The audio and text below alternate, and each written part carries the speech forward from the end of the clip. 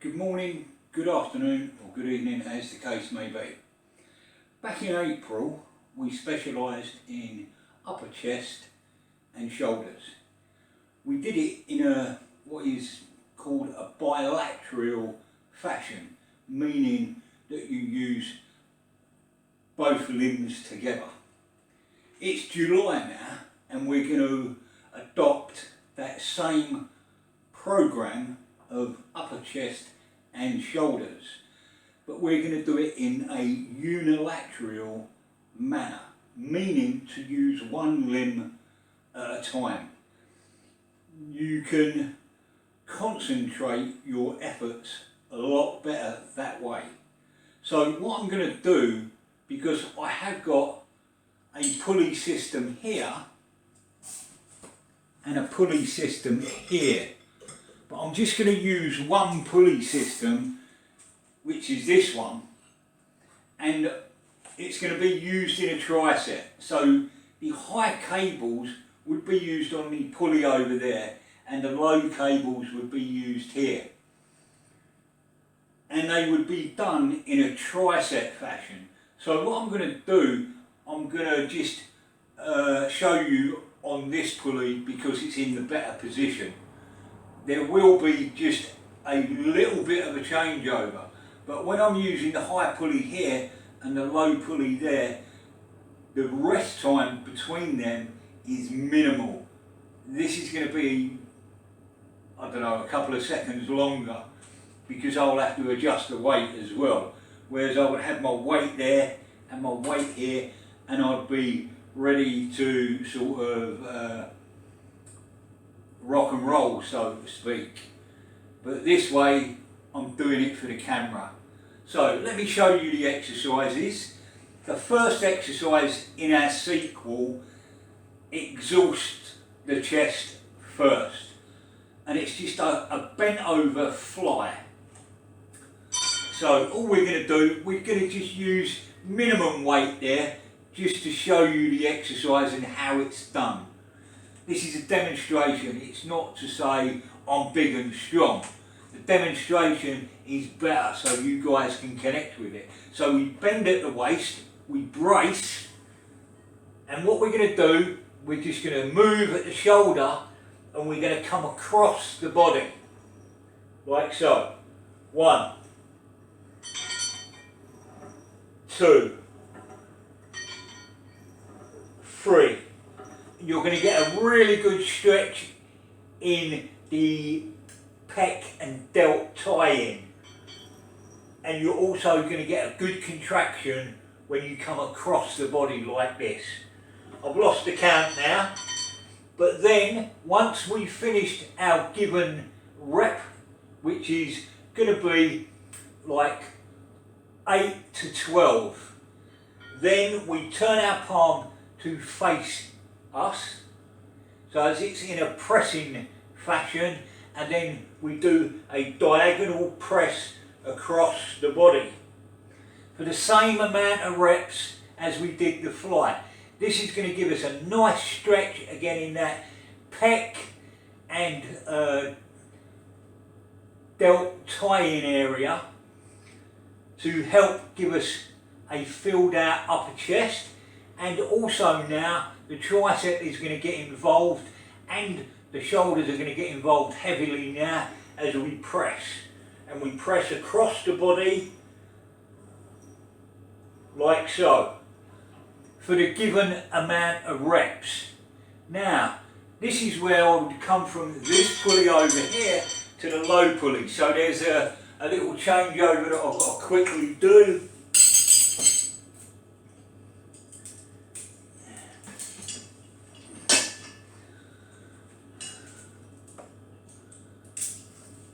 And all we're going to do is we're going to angle our body, and this is an angled front raise.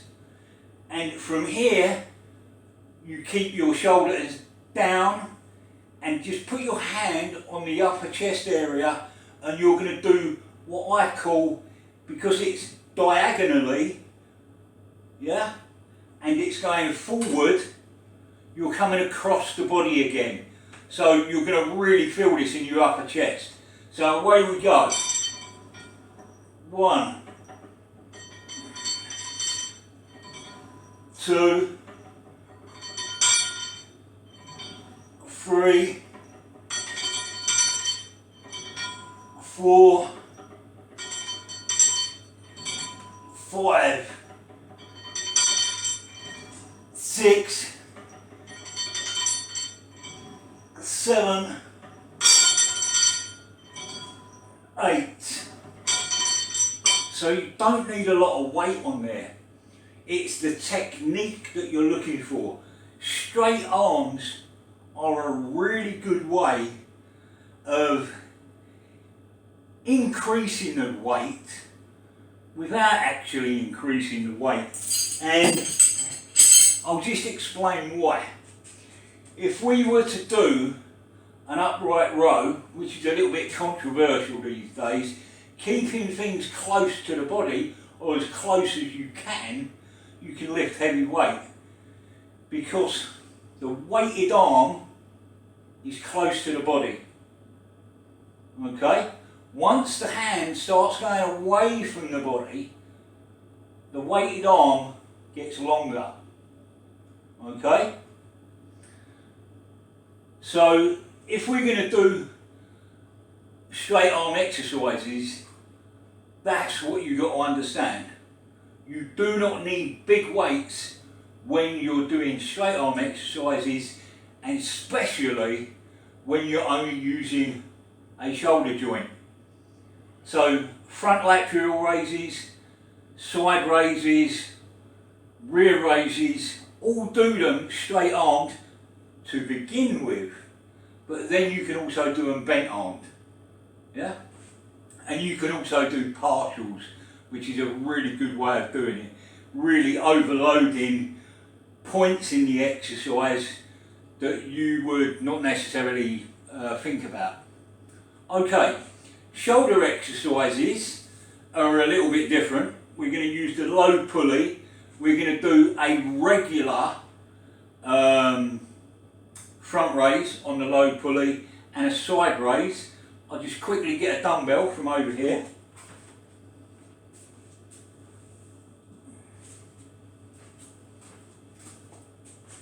And we go the opposite. No, we can do the same side. But what we're going to do is we're going to finish off the front delt first. Okay, but we're going to step forward so our starting point is actually behind us. And when we're using cables, cables can get you stronger in that bottom position. As long as you step forward, look where you're starting that front raise from. You're starting it from behind you. So you're creating a range of movement that is increased. So it's giving you more exercise, range of motion, to get you in that weak area, okay? So the same goes for when you do the side raise, which I'll show you. So again, not bothered about the weight, because normally we would start by our side here, so you're getting that much more range of motion, yeah? And these are hard because we've just done the diagonal, so we're finishing off the front delt now and moving into more delt exercises. So we're going to be in more of a square position here, and we're going to try and get it as high as we can. 1, 2, 3, and it still activates the upper chest if you do it right. 4, 5, 6, 7, 8. Now you're going to have to excuse me because I'm turning away, and basically we're creating a longer range of motion because my hand is round about here if you was to be able to see it, and it's giving you a good stretch on the side delt. And again, we're going to try and get that range of motion that we don't normally hit. So keep ourselves square and pull up. 1, 2, 3, 4, 5, cool again, buddy. 6, 7,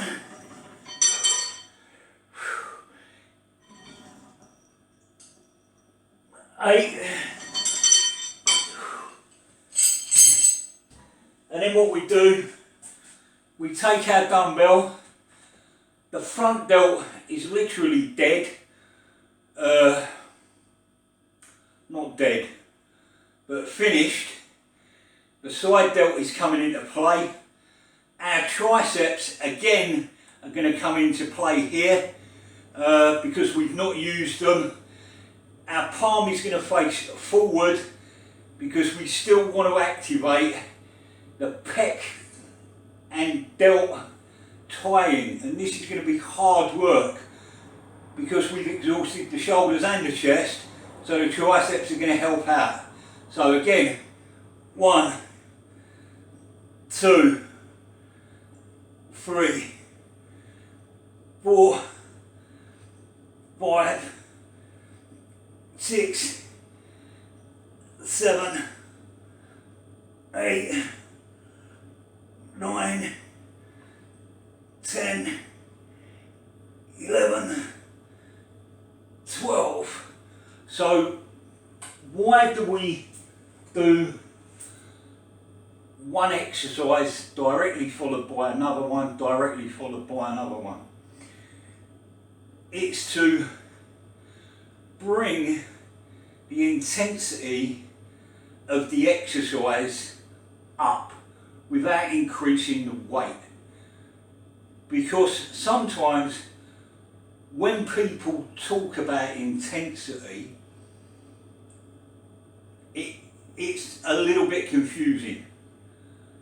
A weightlifter, if he is talking about intensity, it will be different from, say, a bodybuilder talking about intensity. And weightlifters, Olympic lifters and power lifters talk about it in a totally different manner. Whereas bodybuilders talk about it in their own way and give it their own interpretations, because some bodybuilders are influenced by powerlifting and some bodybuilders are influenced by Olympic lifting. Other bodybuilders are just pure bodybuilders and want to get a decent size muscle. What we're trying to do here is put as much blood in your chosen muscles as you can. So we're doing an intensity technique called triceps, and you go A exercise, B exercise, C exercise. So that's covered that. Now, what I normally do is do a warm-up to get my mind in gear for the workout. And because we're using intensity techniques on our exercise, our weighted exercises, we don't use any intensifying techniques on the CV. And that CV exercise, because I'm doing upper body, is going to always be the rowing machine and steady state cardio for 12 minutes. Then what I do, I select 3 exercises. What I realised about the selected exercises I've not explained to you how they work. So, for the first month, we do 1 set of each selected exercise. The second month, we do 2 sets of the selected exercises.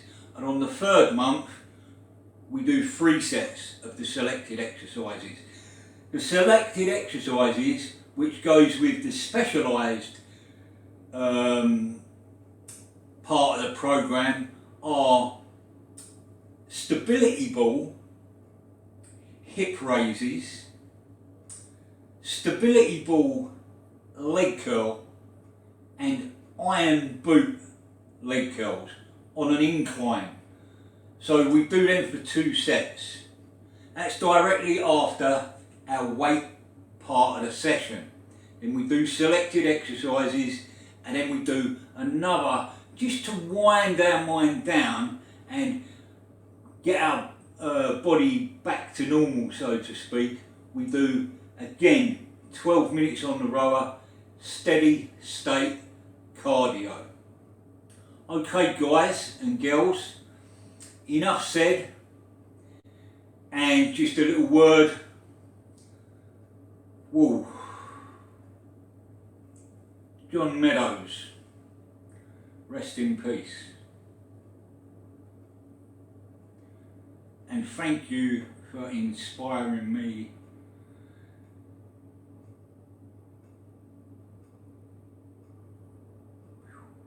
to come back to the coaching platform. If you like the video, give it a thumbs up, and if you would be kind enough to subscribe, that would be much appreciated. Good night and God bless.